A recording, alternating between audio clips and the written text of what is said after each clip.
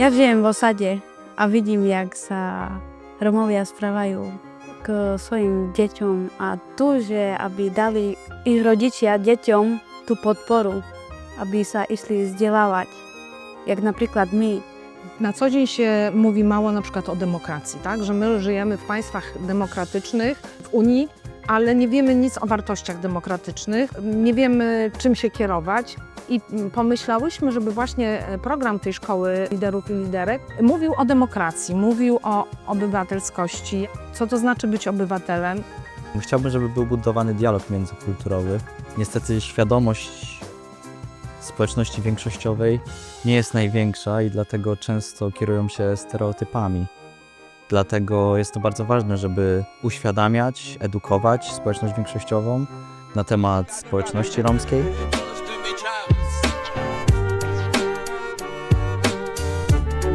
Zmeniť by som chcel bývanie, vzdelanie, aby mali dobre, aby mali dobrú pracu, tú kultúru, že aby dodržavali. My jako starsze pokolenie chcemy wzmocnić tą młodzież, a dalsza przyszłość zależy właśnie od młodego pokolenia romskiego. Czy są w Polsce, czy są na Słowacji, to już od nich zależy, jaka nasza przyszłość będzie. Ja wychwyciłam kilka takich rzeczy, że grupa słowacka jest bardziej otwarta, bardziej śmiała w niektórych tematach, aż za. Ale ogólnie to chyba nie ma takich różnic, które by tak bardzo nas dzieliły, tak mi się wydaje. Też mam troszkę doświadczenie z podróżowaniem i tak samo tutaj poznałem wielu wspaniałych ludzi właśnie z mniejszości romskiej. Zawsze jest to cenne, żeby wymieniać się doświadczeniami i cieszy mnie to, że możemy się porozumieć w języku romskim. Ja myślę, że jest bardzo dużo możliwości, które trzeba wykorzystać. Na przykład jest Erasmus, z którego naprawdę my wszyscy możemy korzystać. I młodzi, i starsi. Możemy się uczyć w różnych miejscach Europy. Możemy dzięki Erasmusowi robić wspólne projekty. To jest nasza szansa, to jest możliwość. Trzeba się nauczyć, jak z tego skorzystać i korzystać. I mówić o tym innym. Liderka dla mnie oznacza więcej możliwości, prowadzenie ludzi w sensie, że można pokazać, że są różne drogi na rozwiązanie ich na przykład problemów. Taki przewodnik, o. Jednak mamy tą tożsamość i nie boimy się tego, że jesteśmy Romami, jesteśmy z tego dumni. Ja lubię pomagać ludziom, lubię się czuć też przydatna, bo wtedy każdy ma w życiu jakiś cel i mi się wydaje, że jak ktoś mnie potrzebuje, to jest też mój cel, żeby jak najlepiej zadbać o tę osobę, pomóc jej, wysłuchać jej na przykład. To są dwa światy. Jest grupa polska, jest grupa słowacka. To jest jeden temat, jeden cel. Myślę, że taki projekt jest potrzebny, żeby dalej realizować, poznawać inne problematyki. W każdym kraju są inne. Zmieniłabym tak, postrzeganie, więcej edukacji dla Romów. Jakoś bym próbowała usunąć ten rasizm, stereotypy różne i pomóc przede wszystkim. Bo może w Polsce nie jest aż tak źle, ale słyszałam, że w innych krajach jest źle z socjalem, w sensie z mieszkaniami, ze szkołą, z ubraniami, z jedzeniem. Nie wiedziałem do końca, jaka sytuacja panuje na Słowacji. Wiem, że tam jednak Romów jest więcej niż w Polsce, bo u nas jest to około 35-40 tysięcy.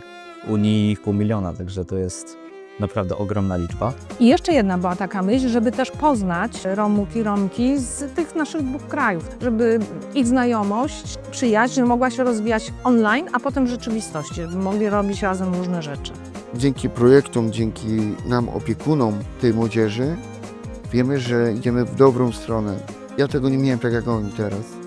Takie chudobní Romovia, čo nemajú kde pracovať, alebo aby mali poriadnu prácu, aby im zabezpečila Európa tú prácu, lebo nemajú dokončené školy a keď nemajú dokončené školu, nemajú maturitu, tak nedostanú sa v práci.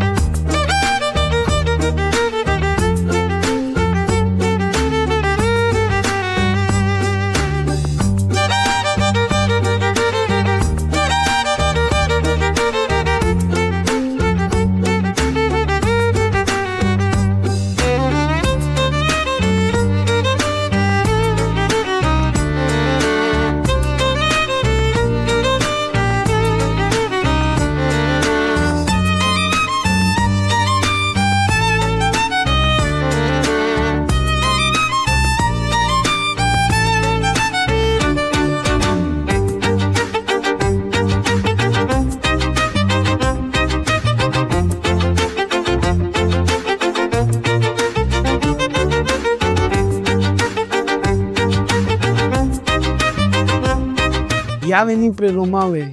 Opre Roma. Upre Roma. Opre Roma. Opre Roma.